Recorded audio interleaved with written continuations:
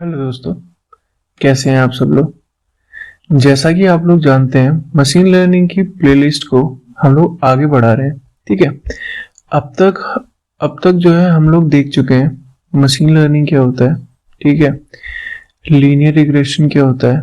ठीक है, और सिंपल लीनियर रिग्रेशन क्या होता है, और जो है मल्टीपल लीनियर रिग्रेशन क्या होता है। ठीक है, लास्ट वीडियो में हमने देखा था। ठीक है, लास्ट वीडियो में हमने देखा था polynomial linear regression. Polynomial linear regression को भी हम देख चुके हैं। मल्टीकोलिनियरिटी क्या होती है, कैसे एग्जिस्टेंस में आती है। ठीक है, इन सारी चीजों पे हम बात कर चुके हैं।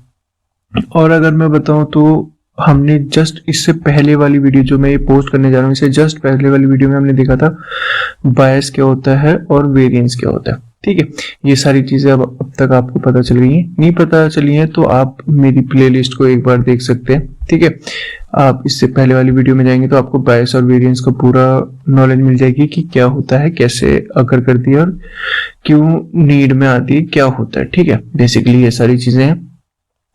तो मेरा नाम गौरव है।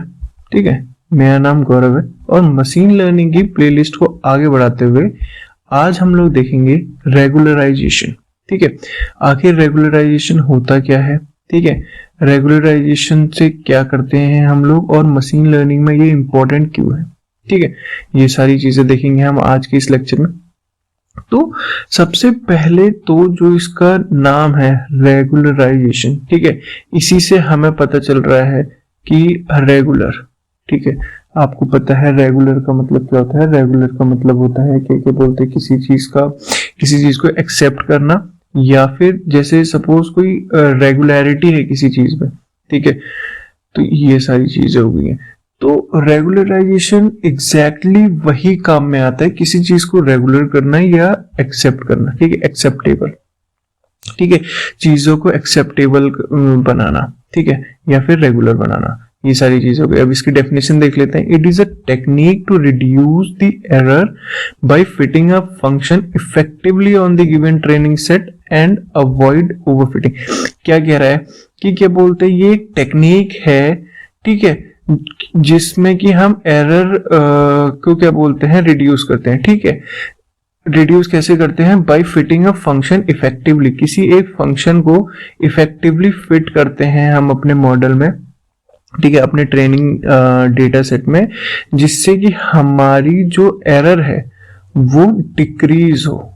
ठीक है, हमें बेसिकली ओवरफिटिंग से बचना होता है, और ओवरफिटिंग से बचने के लिए हमें जो अपना लॉस है या फिर कह लीजिए कॉस्ट फंक्शन है, उसको जो है मिनिमाइज करना होता है। जब हमारा कॉस्ट फंक्शन या लॉस फंक्शन कम से कम होगा तभी हमारा वो मॉडल हम कहेंगे वही, तब हम कहेंगे ना हमारा मॉडल जो है वो बेस्ट है, ये हमारी जो एक्यूरेसी है वो बहुत अच्छी आ रही है इस मॉडल के यूज करके। ठीक है, तो ये सारी चीजें हो गई। तो रेगुलराइजेशन में बेसिकली हम क्या करते हैं, एरर को जो है कम करते हैं बाई, मतलब किसी फंक्शन को फिट करके अपने जो ट्रेनिंग सेट है उसमें क्या करके हम अपने जो एरर है अपने मॉडल की जो मॉडल में जो एरर आ रही है, ठीक है, उसको हम रिड्यूस करते हैं। ठीक है, ये सारी चीजें हो गई। अब रेगुलराइजेशन को बेस्ट एक्सप्लेन किया गया है, एक मैं बुक का नाम बताता हूं आपको, pattern recognisation and machine learning. ठीक है, pattern recognisation and machine learning भाई क्रिस्टोफर एम बिशप। ठीक है, ये एक बुक है, क्रिस्टोफर एम बिशप इसके राइटर हैं। ठीक है, इनके द्वारा एक ये बुक लिखी गई है। ठीक है, pattern recognisation and machine learning. इसमें जो है रेगुलराइजेशन को बहुत बढ़िया तरीके से समझाया गया है। उसी का एग्जाम्पल लेके मैं आपको यहाँ पर समझाने की कोशिश करूंगा। ठीक है, आई होप कि मैं आपको समझाने की कोशिश करूं, आपको समझा सकूं रेगुलराइजेशन क्या है। ठीक है, तो एग्जाम्पल के वही उसी बुक से एग्जाम्पल लेके, ठीक है, मैं आपको समझाने की कोशिश करता हूं। हम लोग क्या करते हैं, बेसिकली सपोज हमारा ये एक्स है। ठीक है, अपने x को हम कंसीडर करते हैं x1 x2 up to xn। ठीक है, अप टू xn। ठीक है, ये हमारा इंडिपेंडेंट वेरिएबल हो गया। ठीक है, इंडिपेंडेंट वेरिएबल होगी, इसकी वैल्यूज लाई कर रही हैं 0 से लेकर 1 के बीच में, ठीक है। ये हमारा इंडिपेंडेंट वेरिएबल हो गया। अब जो हमारा टारगेट वेरिएबल है, टारगेट वेरिएबल यानी y, ठीक है, इसको इरेज करने दीजिए 1 सेकेंड, ठीक है। जो हमारा y है उसको हम क्या करते हैं, हमारा y हम कैसे अपने टारगेट वेरिएबल को कैसे फाइंड करते हैं, हम sign, wait a second, yes, sign, ये मैथमेटिक्स वाला साइन है, ठीक है।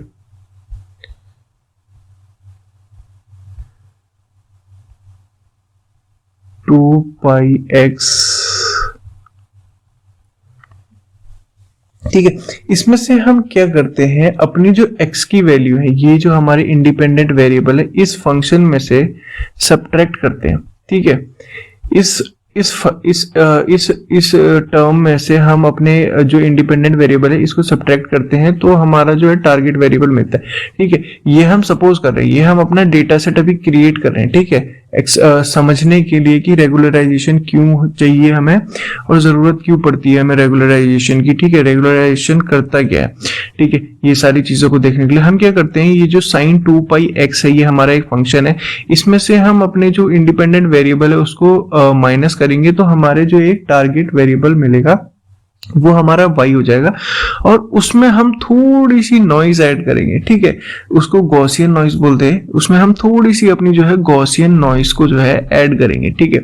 अब हमें पता है हमारा जो डेटा है वो एकदम परफेक्ट नहीं हो सकता, ठीक है, कोई भी डेटा परफेक्ट नहीं होता है, ठीक है, उसमें कुछ ना कुछ इम्प्योरिटी रहती ही रहती है, तो वही इम्प्योरिटी हम यहाँ पर ऐड कर रहे हैं अपने टारगेट वेरिएबल पे, ठीक है।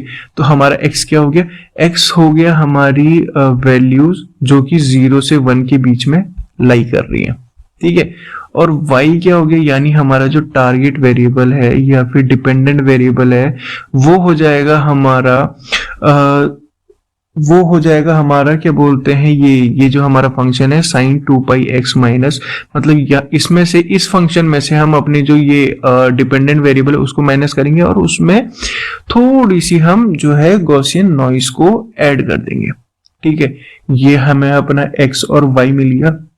अब हम क्या करेंगे, इसको जो है अपने पॉलिनोमियल, अब आपको याद होगा अगर हमने लास्ट वीडियो में देखा था, पॉलिनोमियल वो क्या होती है हमारी, ठीक है, पॉलिनोमियल फंक्शन की इक्वेशन होती है हमारी बीटा 0 प्लस बीटा 1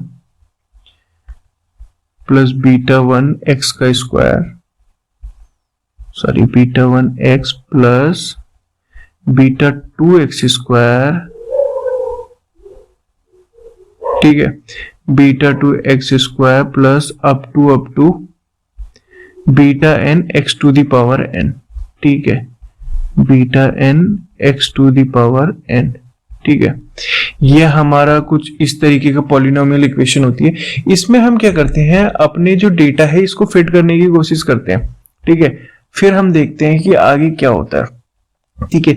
अब हमें पता है ये y हमारा डिपेंडेंट वेरिएबल है, x हमारा इंडिपेंडेंट वेरिएबल है, ये बीटा 0 हमारा इंटरसेप्ट है, ये हमारे कोफिशिएंट ऑफ x है, ठीक है। ये सारी चीजें हो गई।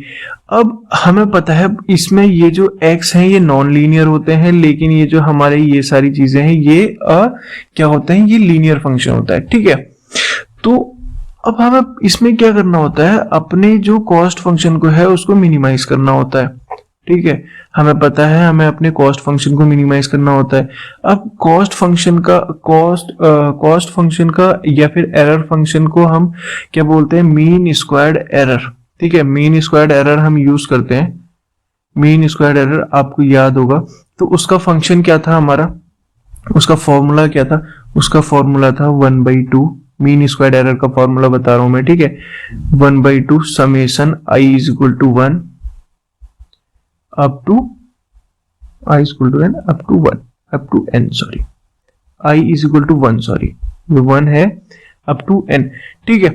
यहां पर हमारी actual value minus predicted value, ठीक है, जो हम वैल्यू प्रिडिक्ट करते हैं वो है ये, ठीक है, उसका होल स्क्वायर, ठीक है। ये हमारा क्या बोलते हैं, कॉस्ट फंक्शन का फॉर्मूला होता है, मीन स्क्वायर्ड एरर का फॉर्मूला होता है। इसको हमें क्या करना होता है, रिड्यूस करना होता है, ठीक है, ये सारी चीजें आपको पता है।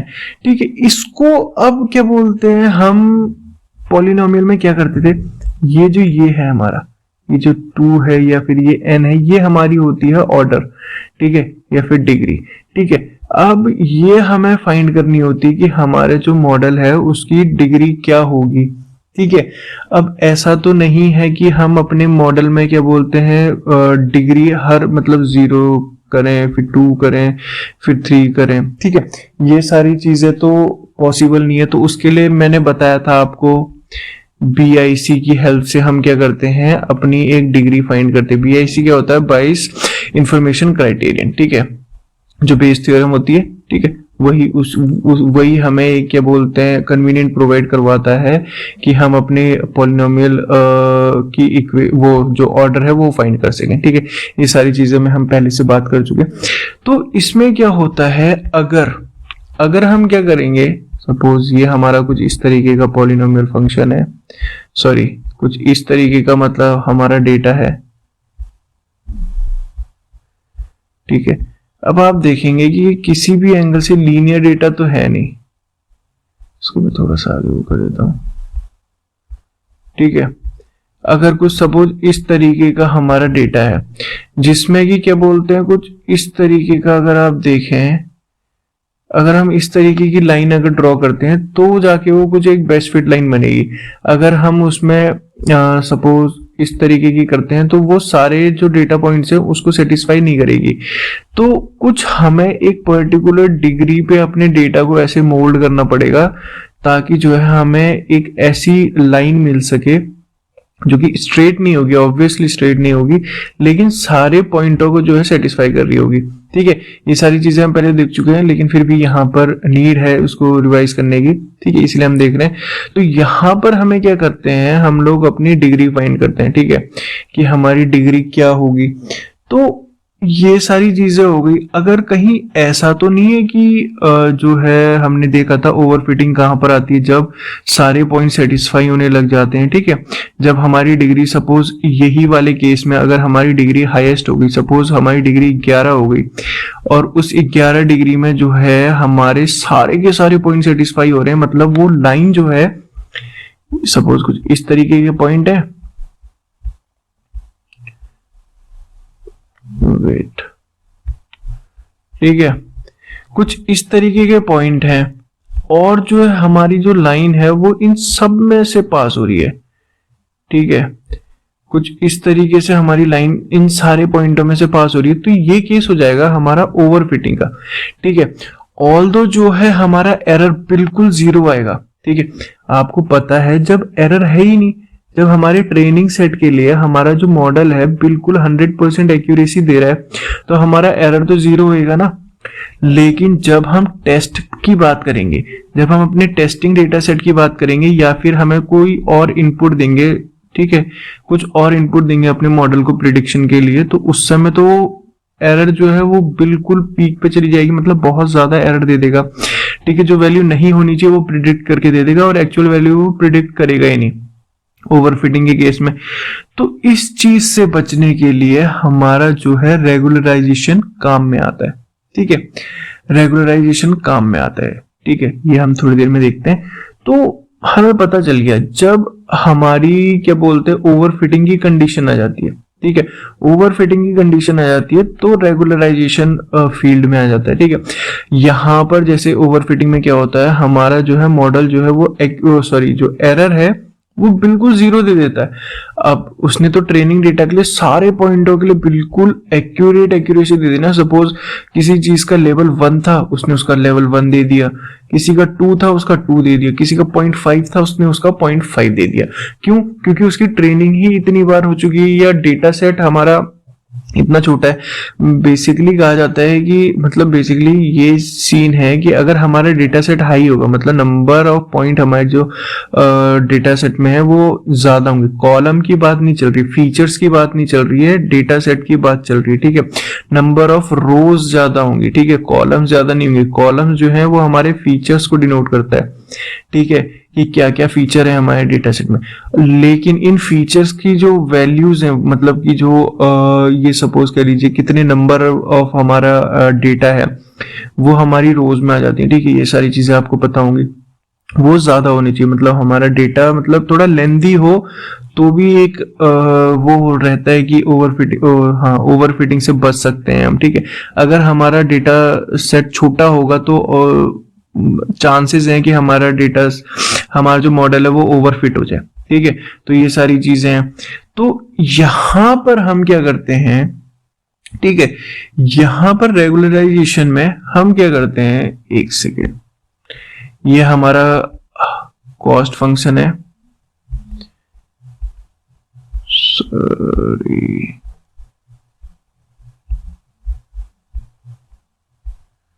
ये हमारा कॉस्ट फंक्शन है या लॉस फंक्शन कह लीजिए, ठीक है। इसमें हम क्या करते हैं, एक गॉसियन नॉइस को, सॉरी, इसमें हम क्या करते हैं, एक फंक्शन ऐड करते हैं, ठीक है। ये हमारा, मैं इसको लिख ही देता हूं, एक्चुअल माइनस प्रिडिक्टेड का होल स्क्वायर, ठीक है, एक्चुअल माइनस प्रिडिक्टेड का होल स्क्वायर, ये हमारा कॉस्ट फंक्शन हो जाता है, ठीक है। ये हमारा कॉस्ट फंक्शन हो जाता है, ठीक है।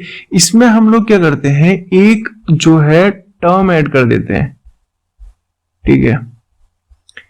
वो टर्म होती है हमारी लैम्डा, ठीक है। एक सेकेंड, मेरे को इसको थोड़ा सा छोटा करने दीजिए, बहुत ज्यादा बड़ा हो रहा है, ठीक है। तो यहां पर थोड़ी सी स्पेस कम रह रहा है, मैं इसको एक बार फिर से लिख देता हूं, 1/2। ये हमारा कॉस्ट फंक्शन है जो कि हमको मिनिमाइज करना होता है, summation of actual values minus predicted values, ठीक है, इसका होल स्क्वायर, ये हो गया। यहां पर हम क्या करते हैं, एक रेगुलराइज टर्म ऐड करते हैं, ठीक है। रेगुलराइज टर्म ऐड करते हैं, lambda summation of beta i to the power q, ठीक है। ये हमारा मॉड्यूलस है, ठीक है, इसको हम मॉड्यूलस के अंदर रखते हैं और ये हमारी पावर है क्यू, ठीक है। सपोज अगर तो हमारी, अगर ये हमारा क्यू हमने इसको ऐड करा, अगर हमारा ओवरफिटिंग हो जाएगी तो इसकी वैल्यू कम हो जाएगी, मतलब 0 हो जाएगी, ठीक है। लेकिन हमारा मॉडल एक्यूरेट तो नहीं है ना उस केस में, तो यहां पर तो वैल्यू लेकिन 0 आ रही है, इसका मतलब हमारा एरर है ही नहीं हमारे मॉडल में। जो मॉडल ने हमारे प्रिडिक्ट किया है जो हमारे डेटा के लिए, तो उसमें तो एरर है ही नहीं ना। तो इस केस में ओवरफिटिंग हो जाती है। ओवरफिटिंग से बचने के लिए हम क्या करते हैं, फंक्शन ऐड करते हैं, रेगुलराइज्ड फंक्शन ऐड करते हैं अपने कॉस्ट फंक्शन में, ताकि जो है ओवरफिटिंग से हम बच सके, ठीक है। जो हमारा जो एरर है वो एक्चुअल डेटा के लिए वो हमें सही सही पता चल जाए, ठीक है। ये सारी बात होगी। तो ये फंक्शन हम ऐड करते हैं, ये एक रेगुलराइज्ड टर्म है, ठीक है। ये क्यू है, ठीक है, ये जो क्यू है, अगर क्यू की वैल्यू 1 है, ठीक है, अगर क्यू की वैल्यू 1 है तो ये हो जाता है हमारा लासो रिग्रेशन, ठीक है। वेट, LASSO, ठीक है, लासो रिग्रेशन। अगर हमारी क्यू की वैल्यू, अगर हमारा क्यू जो है 2 हो जाता है, ठीक है, तो वो हो जाता है हमारा रिज रिग्रेशन, RIDGE, ठीक है, रिज रिग्रेशन। और लासो रिग्रेशन को जो है वो हम L1 रिग्रेशन भी कहते हैं, ठीक है। अगर आपको कहीं पे दिखे L1 रिग्रेशन क्या होता है तो घबराइएगा मत, वो लासो रिग्रेशन होता है। और जो हमारा L2 रिग्रेशन होता है वही हमारा रिज रिग्रेशन होता है, ठीक है। रिज रिग्रेशन को ही हम L2 रिग्रेशन भी कहते हैं, ठीक है। अब आपको पता चल गया।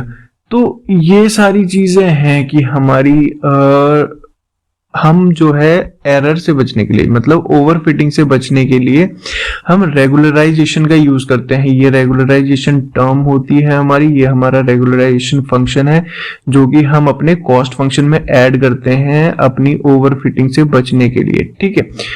और अगर हमारा ये क्यू की वैल्यू, ठीक है, क्यू की वैल्यू 1 है तो वो हमारा लासो रिग्रेशन हो जाता है, यानी L1 रिग्रेशन हो जाता है। और अगर क्यू की वैल्यू 2 है तो हमारा रिज रिग्रेशन हो जाता है, या फिर कह लीजिए L2 रिग्रेशन हो जाता है। ठीक है, ये अब आपको पता चल गया। तो अब हमें पता है अगर हमारे मॉडल में ओवरफिटिंग होगी तो हम रेगुलराइजेशन को यूज करेंगे और ओवरफिटिंग से बच जाएंगे। ठीक है, इसीलिए जस्ट सिंपली ओवरफिटिंग से बचने के लिए हम रेगुलराइजेशन का यूज करते हैं। अगर आप यहां पर देखें डेफिनेशन में भी लिखा है, it is a technique to reduce error by fitting a function effectively on given training set and to avoid overfitting। ठीक है, यही चीजें हो गई। यहीं पे लिखा हुआ है कि हम एक फंक्शन ऐड करते हैं। ठीक है, हम एक फंक्शन को ऐड करते हैं, ये हमारा फंक्शन हो गया lambda summation of modulus of beta i. ठीक है, टू द पावर क्यू।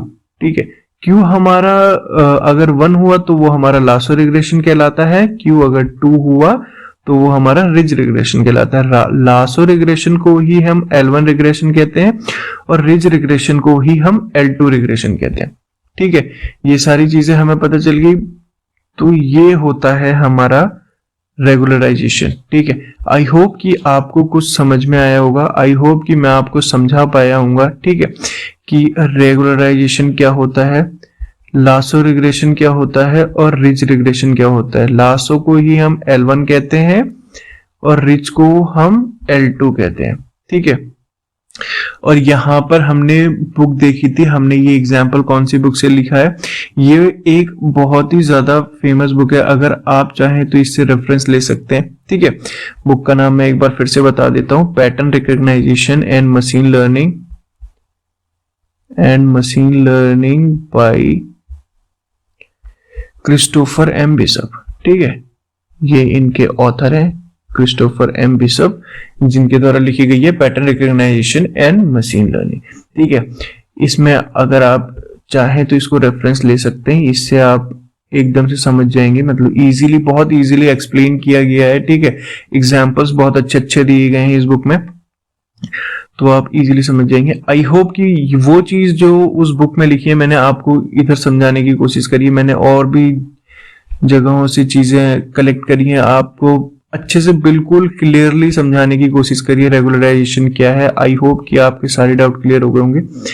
अगर फिर भी आपके कोई डाउट है, ठीक है, कोई भी डाउट है तो आप नीचे कमेंट सेक्शन में मेरे को बता सकते हैं। ठीक है, अगर आप कोई मेरे को सजेशन देना चाहते हैं, ठीक है, तो वो भी आप दे सकते हैं। अगर आप चाहते हैं कि मैं क्या बोलते हैं और इंटरेस्टिंग वीडियोस मशीन लर्निंग से रिलेटेड फैक्ट्स लेके आऊं, ठीक है, तो वो भी आप मेरे को बता सकते हैं नीचे कमेंट सेक्शन में। ठीक है, या फिर आप मेरे को बता सकते हैं कि मेरे को और क्या करना चाहिए और क्या लेके आना चाहिए आपको, मतलब क्या चीज और देखना चाहते हैं मेरी तरफ से। ठीक है, वो आप मेरे को बता सकते हैं नीचे कमेंट सेक्शन में। ठीक है, वो मैं आपके लिए करने की कोशिश करूंगा। आई होप कि मैंने आपको सारी चीजें क्लियर कर दी है। ठीक है, कोई भी डाउट है तो आप नीचे कमेंट सेक्शन में बताइए। ठीक है, मिलते हैं नेक्स्ट वीडियो में, तब तक के लिए एज ऑलवेज अपना ध्यान रखिए।